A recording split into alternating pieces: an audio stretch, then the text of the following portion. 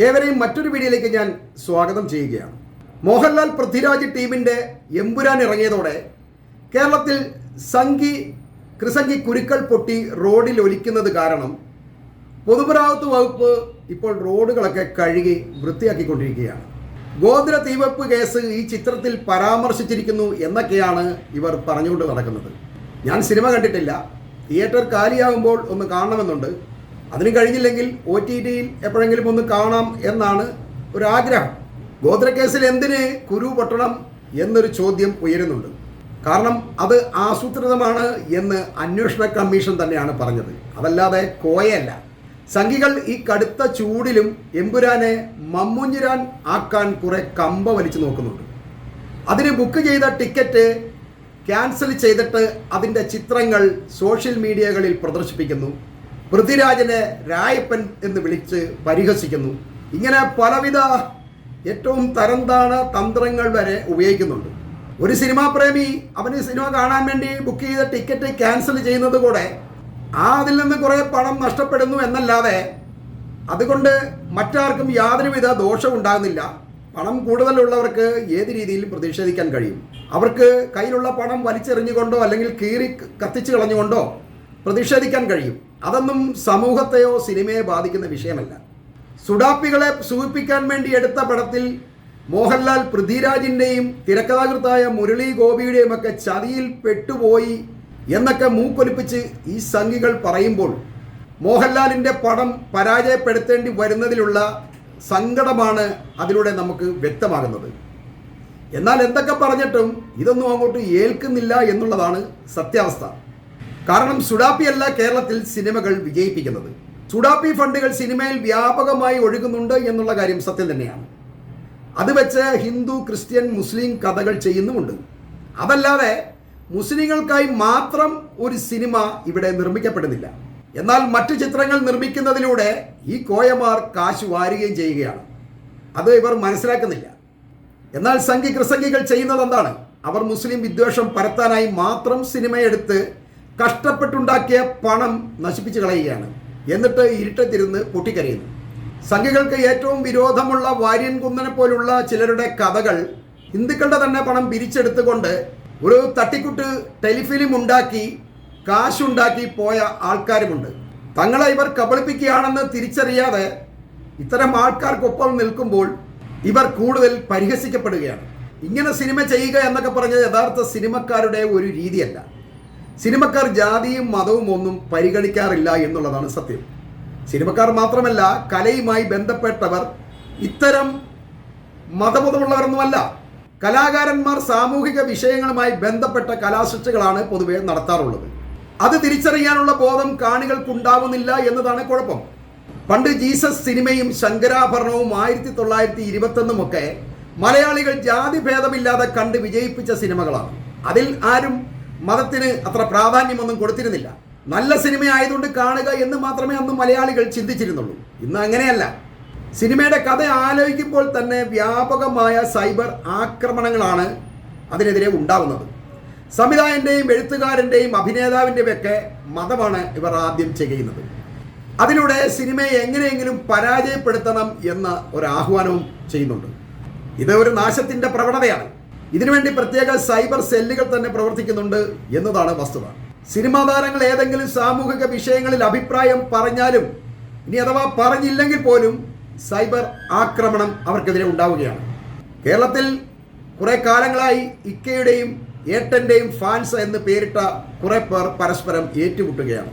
എന്നാൽ ഇക്കയും ഏട്ടനും സ്വന്തം സഹോദരന്മാരെ പോലെയാണ് സ്നേഹിക്കുന്നത് എന്ന് ഈ പൊട്ടന്മാർ മനസ്സിലാക്കുന്നില്ല എന്നുള്ളതാണ് സത്യം.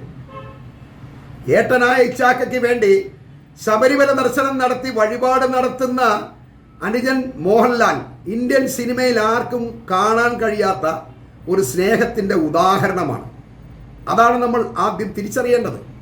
മോഹൻലാലിൻ്റെ മകൻ പ്രണവിനെയും സുരേഷ് ഗോപിയുടെ മകൻ ഗോകുലിനെയും ഒക്കെ വഴക്ക് പറയാനുള്ള ഒരു മൂത്താപ്പയുടെ സ്വാതന്ത്ര്യം മമ്മൂട്ടിക്ക് ഈ താരങ്ങൾ അനുവദിച്ചു കൊടുത്തിട്ട് വരെയുണ്ടായി.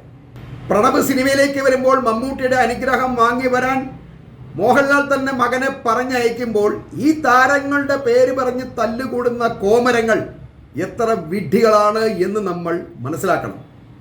കാലങ്ങളായി മമ്മൂട്ടിയും മോഹൻലാലും സുരേഷ് ഗോപിയും ഒക്കെ ഒരുമിച്ച് സിനിമകളിൽ അഭിനയിക്കുന്നവരാണ്. മറ്റേയാളുടെ സീനുകളെക്കാൾ എനിക്ക് സീനുകളുടെ എണ്ണം കുറഞ്ഞു എന്ന് പറഞ്ഞ് ഇവർ ഒരിക്കലും സംവിധായകരോട് വഴക്കടിക്കുന്നില്ല. സിനിമകളിലൂടെ മാത്രമല്ല, ജീവിതത്തിലും അവർ പരസ്പരം പ്രോത്സാഹിപ്പിക്കുകയും സഹകരിക്കുകയും ചെയ്യുന്നു. ഇവർ തമ്മിലുള്ള കുടുംബ ബന്ധങ്ങളും സൗഹൃദവും നിലനിർത്തുന്നതിൽ ജാഗ്രത പാലിക്കുന്നു എന്ന് ഫാൻസുകാർ പ്രത്യേകം മനസ്സിലാക്കേണ്ടതുണ്ട്. രാഷ്ട്രീയക്കാർ ഇപ്പോൾ സിനിമയ്ക്ക് പിന്നാലെ നടക്കുന്നത് അവരുടെ മാത്രം നേട്ടത്തിനാണ്.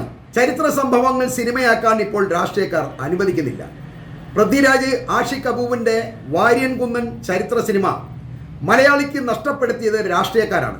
ഈ സംവിധായകനും തിരക്കഥാകൃത്തിനും നടനുമൊക്കെ നമ്മളോട് പറയാനുള്ള ചരിത്രം എന്താണെന്ന് കേൾക്കാനുള്ള മനസാന്നിധ്യം പോലും ഇത്തരം രാഷ്ട്രീയക്കാർക്കില്ല എന്ന് നമ്മൾ മനസ്സിലാക്കണം. വടക്കൻ വീരഗാഥയിലെ ചന്തുവിൻ്റെ വില്ലൻ ഇമേജ് MDയിലെ എഴുത്തുകാരൻ മാറ്റിയതുപോലെ ഈ രാഷ്ട്രീയക്കാർ ജനങ്ങളെ തെറ്റിദ്ധരിപ്പിച്ച് പരസ്പരം അകറ്റാൻ ശ്രമിക്കുന്നത് സിനിമയിലൂടെ ബുദ്ധിയുള്ള സിനിമാക്കാർ വൃത്തിയായി പറഞ്ഞ് ജനങ്ങളെ മനസ്സിലാക്കും എന്ന് ഭയന്നുകൊണ്ടായിരിക്കാം ഇവർ ഇത്തരം സിനിമകളെ എതിർക്കുന്നതിൻ്റെ പിന്നിലുള്ള കാരണം. എമ്പുരാൻ എന്ന സിനിമ പുറത്തിറങ്ങുന്നതിന് മുൻപ് തന്നെ വ്യാപകമായി പരസ്യം ചെയ്യപ്പെട്ടിരുന്നു. അത് സിനിമയുടെ കച്ചവടത്തിൻ്റെ ഭാഗമായിട്ടുള്ള ഒരു കാര്യമാണ്. എന്നാൽ ഇത് കണ്ടപ്പോൾ ചിലരുടെ ഉള്ളിലുള്ള അസൂയാണ് ഈ സിനിമ എങ്ങനെയെങ്കിലും തകർക്കണമെന്ന ഒരു മോഹമുണ്ടാക്കുന്നത്. അതുകൊണ്ടാണ് ഈ സിനിമയ്ക്കെതിരെ വ്യാപകമായ സൈബർ ആക്രമണം ഉണ്ടാവാനുള്ള പ്രധാന കാരണം. സംഘപരിവാറുകാരനായ ഈ പ്രതീഷ് വിശ്വനാഥൻ എന്നൊക്കെ പറയുന്ന ഒരാൾ ഈ സിനിമയെക്കുറിച്ചൊക്കെ അഭിപ്രായം പറയുന്നത് കേൾക്കുമ്പോൾ നമുക്ക് ചിരി വരും. ഇയാളും സിനിമയായിട്ട് എന്താണ് ബന്ധം എന്ന് നമ്മളൊക്കെ ആലോചിക്കും. അയാൾ ചെയ്യേണ്ടത് സിനിമകൾക്ക് പിന്നാലെ പോവാതെ അന്തസ്സായി ഒരു BJP-കാരനെങ്കിലും കേരളത്തിൽ ജയിപ്പിച്ചെടുക്കാനാണ് ശ്രമിക്കേണ്ടത്. അതിനു പകരം വല്ലവരും എടുക്കുന്ന സിനിമകളുടെ പിന്നാലെ വർഗീയ പരാമർശങ്ങൾ നടത്തി ഈ സിനിമയുടെ നിർമ്മാതാക്കളെയെല്ലാം കേന്ദ്രത്തിലെ അന്വേഷണം കൊണ്ട് ഞാൻ പിടിച്ച് പൂട്ടി അവരെല്ലാം ജയിലിലാക്കും എന്നുള്ള രീതിയിലൊക്കെ സംസാരിച്ച് ജനങ്ങൾക്കിടയിൽ ഈ BJP-യെ കൂടുതൽ കെണിയിലാക്കുന്ന വിധം വർഗീയ വിഷം ഇങ്ങനെ വിതറിക്കൊണ്ടിരിക്കുകയാണ്. സത്യത്തിൽ ഇവരൊക്കെ പാർട്ടിക്ക് യാതൊരു ഗുണവും ചെയ്യുന്നില്ല എന്നുള്ളത് തന്നെയാണ് സത്യം. ഇത് കേന്ദ്രത്തിനും ഏതാണ്ട് മനസ്സിലായിട്ടുണ്ട്. അതുകൊണ്ടാണ് ഇപ്പോൾ ഈ കേരളത്തിൽ ഇത്രയധികം നേതാക്കന്മാരുണ്ടായിട്ടും മറ്റൊരു സംസ്ഥാനത്തൊന്നും BJP-യുടെ സംസ്ഥാന പ്രസിഡന്റായിട്ട് വേറൊരാളെ നിയമിക്കാൻ കേന്ദ്രത്തിനെ നിർബന്ധിതമാക്കിയത്. കാരണം ഇവിടുത്തെ ഈ BJP-ക്കാരും ഈ സംഘപരിവാറുകാരും എല്ലാം പരസ്പരം തമ്മിൽ തല്ലിക്കൊണ്ടിരിക്കുകയാണ്. ഇവരാരും അങ്ങോട്ടും ഇങ്ങോട്ടും ആരും ജയിപ്പിക്കില്ല എന്ന് കേന്ദ്രം ഏതാണ്ട് മനസ്സിലാക്കിയിട്ടുണ്ട്. അതുകൊണ്ട് തന്നെ അവർ മറ്റൊരു സംസ്ഥാനത്ത് നിന്ന് ഒരാളെ ഇവിടെ നേതാവായിട്ട് തെരഞ്ഞെടുത്തിരിക്കുകയാണ്.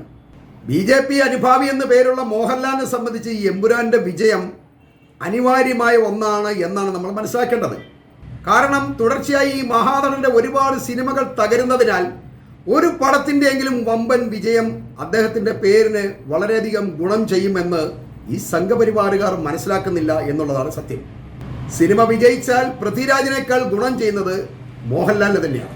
എന്നാൽ ആ തിരിച്ചറിവില്ലാതെ മോഹൻലാൽ വീണാനും കുഴപ്പമില്ല, വാര്യൻ കുന്നം സിനിമ എടുക്കാൻ ശ്രമിച്ച ഇന്ത്യ ആരുടെയും തന്തയുടെ വകയല്ല എന്ന് ജനഗണ സിനിമയിലൂടെ വിളിച്ചു പറഞ്ഞ പൃഥ്വിരാജിനെ പൊളിച്ചെടുക്കണമെന്ന മോഹവുമായി എമ്പുരാനെ തകർക്കാൻ ശ്രമിച്ചവരെ ഞെട്ടിച്ചുകൊണ്ട് ഈ സിനിമയുടെ സെൻസറിങ് കഥകൾ അന്വേഷിച്ച സംഘപരിവാറുകാർക്ക് സെൻസർ ബോർഡിലുള്ള സംഘപരിവാറുകാർ തന്നെയാണ് ഈ സിനിമയ്ക്ക് കുഴപ്പങ്ങളൊന്നുമില്ല എന്ന് പറഞ്ഞ് കേവലം 2 ചെറിയ കട്ടിങ്ങുകൾ മാത്രം നിർദ്ദേശിച്ചുകൊണ്ട് സർട്ടിഫിക്കറ്റ് കൊടുക്കാൻ തയ്യാറായത്.